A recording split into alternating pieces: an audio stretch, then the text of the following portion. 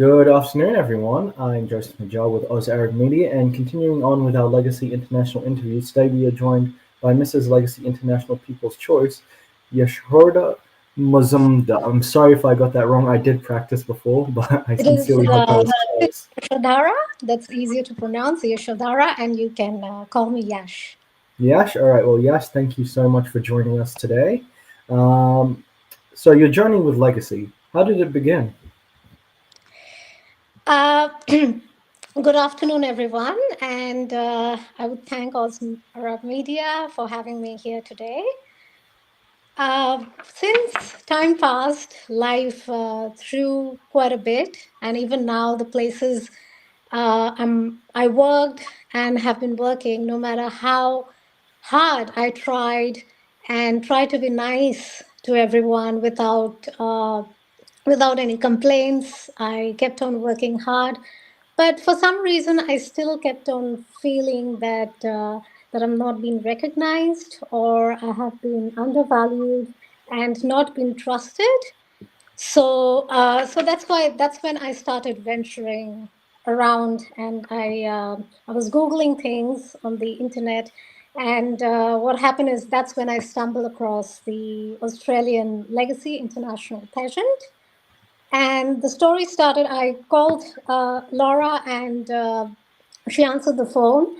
And even though we never knew each other, the energy and the warmth in her voice uh, made a huge difference. It was so incredible, and from there on, I things started from there on. The only strong pillars that stood beside me, no matter in what state I was in, is my parents and my husband. Because of them, I'm here today. So they made me believe, and yes, I'm here today, um, talking about my project and the legacy I will put down with this platform.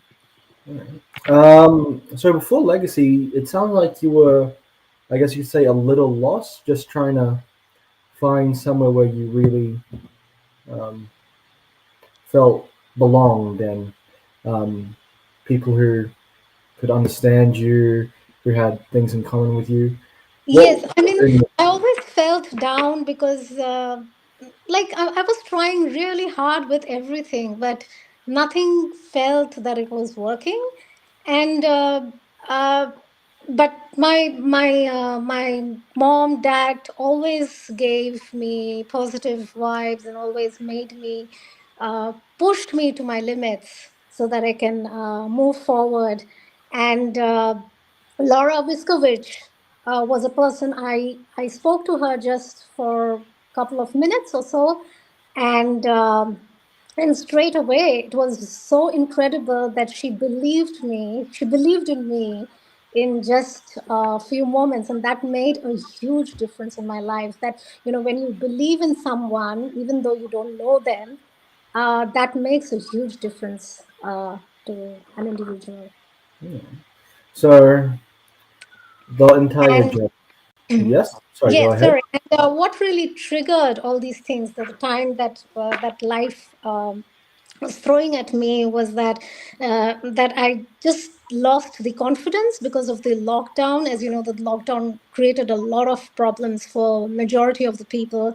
There was a lot of isolation, and I was not able to speak to anyone. Always at home, I literally worked like 24 hours just at home, just going from one bedroom to the other, and that led to losing my confidence. I started becoming very anxious because we all didn't know when the lockdown will end, and and that's when, even with work and all, when I was doing it at home, everything changed. Like the whole concept of work changed, and that led to a slight bullying and micromanaging by senior executive staff, because I believe all were going through a lot of things, and and these all triggered me, triggered a lot of problems in me. It was an additional problem apart from having the lockdown, which was already a problem, and these were the additions that led to me being anxious. Alright. So, the entire journey before you joined Legacy, your time in Legacy, what was the most valuable lesson you learned? Uh, Before the legacy, the lesson what I learned is to be true to yourself and be consistent with what you're doing. So I made up my mind and I tried to be consistent with what I was doing. Uh, the day when things when I thought that no, I need to change this. I need to uh, get better and things, I decided to exercise. So I made a routine for myself, because during lockdown we hardly had any routines. We were watching television, because the other day you don't didn't need to go to the train station, so there was no rush, nothing at all. So there was no routine at all. So I set up routines for myself, and I decided, as soon as the lockdown was over, I started exercising. That was a major step that I took.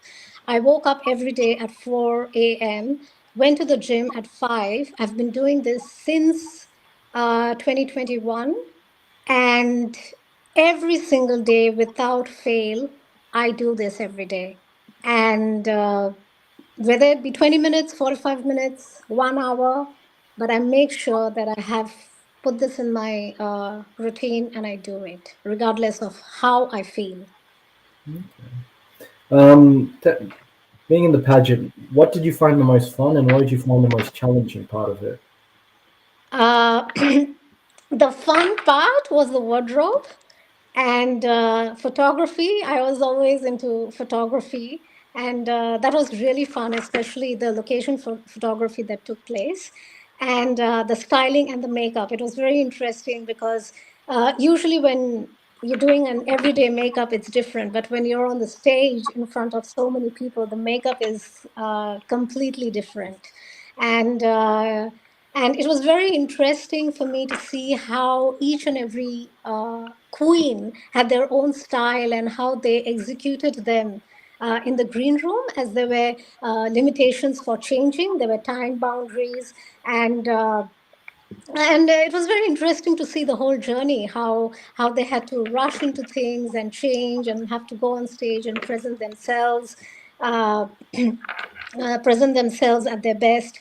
And number of times, and we had to change a number of times, as you are aware of. And the most challenging was also the question session, because we didn't know what the judges are going to be asking us. So that part was quite challenging. So and Yes, so that was an interesting part of the journey. Okay. And I was Um, not ready for anything, so it was just on the go that whatever questions were being asked. Gotta think off the cuff. Um, to our viewers who may not know, so everybody who competed in Legacy, they had to come up with a Legacy project. Yes, that's It's essentially like a charitable cause, something they're passionate about, yes, an area of society which they think they can help build and improve upon. yes, Tell us about your Legacy Progress project, Yash, and the inspiration behind it. yes. So my legacy project is on mental health, anxiety, and depression. So as we all know, this is an ongoing issue globally, and it is scaling up significantly globally. So, as per the World Health Organization, one in every 8 people in the world live with a mental disorder. So, so I thought this would. So mental health support and treatment is uh, is needed, but not everyone talks about it, or they do not go uh, go to the doctors to see them, because that's they just feel the stigma around it. There's lack of access for the services, and there's discrimination associated with seeking help. So which is why not all people go for it.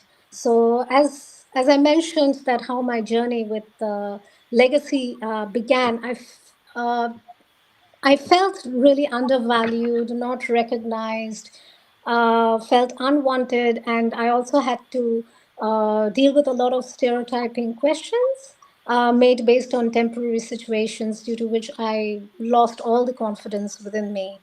And there were comparisons, bullying was there, calling names. Uh, so that's why so I decided that I'm going to spread this message across, because no one has to deal with this, no individual has to go through this. So I was lucky enough that that there were people around me to help me, but not everyone would have the support. And then usually people would talk about their physical health all the time, that I have like I have a disease here, or I've got hurt and things like that, but this is something that you cannot really see. So but and this is why no one was talking about it. So I thought that just by speaking about it, and through this platform, I can change the stigma and the misconception around this thing, that is mental health. All And sorry to interrupt. And I also believe that this platform is not all about the beauty. So it also helped me that I can spread this awareness about mental health, as just as like a physical health is. right. What message would you give to your fellow contestants about the future of your legacy projects? How to stay committed to it? How to build on it? What would you say is the best course of action? Mental health awareness is, as you know, is an ongoing effort to reduce the stigma around mental illness and mental health conditions. So, by sharing personal stories, experiences, uh, we can help people out. They can come out, move forward, and speak about it without being judged. So usually, what happens is that people are very quiet about this, quiet about mental health and fitness, and this basically leads to, because people are quiet about it, this leads to the stigma and the silence. People go through it silently and never talk about it, and this is where it becomes very hard for people to prioritize their own mental well-being. So, would that be the message you'd give to your fellow contestants to share their personal stories in regards Yes, to their should legacy come project? out. People should come out, talk about it freely without being judged. And the more they speak about it, the more the community will come together, and they will realize that mental health is also health, and it needs to be looked after by self-care, or by talking and be respectful to everyone, and listening to each other. So I think in this way it will help out. And I have plans to raise funds for mental health institutions, NGOs like Beyond Blue and Black Dog Institute. Okay. How do you plan to raise funds? A lot of the other contestants, they've made travel plans to go around and promote their causes. Do you have any plans like that? Yeah, I have a plan that I would be uh, getting out merchandises, like things that would state clearly and boldly about mental health, and I feel that nowadays things are visual. So the more people read about it, the more people see it visually right in front of their eyes. It so I think it will be something that would be spoken about gradually. I know it's a very gradual and slow process, but this will help out people to come more out and speak about it openly. And I believe that people will reduce judging other people. and understand that mental health is a crucial thing in our lives. What message would you give to someone who is currently experiencing bullying or struggling with mental health, wherever they may be? What would you say to them right now? I would say that people must speak up.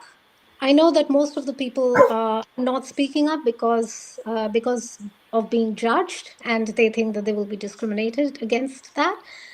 So I believe that they should come and speak up openly, and if they think that something is not going right with them and they feel disrespected, they must speak up for themselves. That's what would you say to, um, let's say, employees who may be being judged by their boss, or is this? Um, Yeah, they must speak about it. I know that it takes times, and just by saying it's. I mean, if I say that you must come out of it and you should be strong enough to come out of it, like it's very easy for me to say, but I understand that to come out of it, it takes a lot of guts and energy. That and it has to be the person has to be strong-headed, strong-willed. That yes, I am being disrespected. I will not tolerate that, and I will come out of it and speak about it. all right, Yash, on behalf of Azhar Media, I'd like to thank you for joining us today to share your story and your um, legacy project.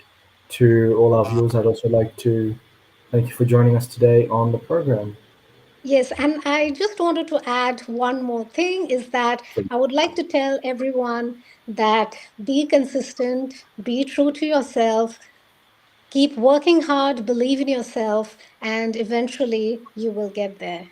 I mean, all individuals are different, they have their own ways of doing things, but just be consistent and keep working hard and just believe that you will get there.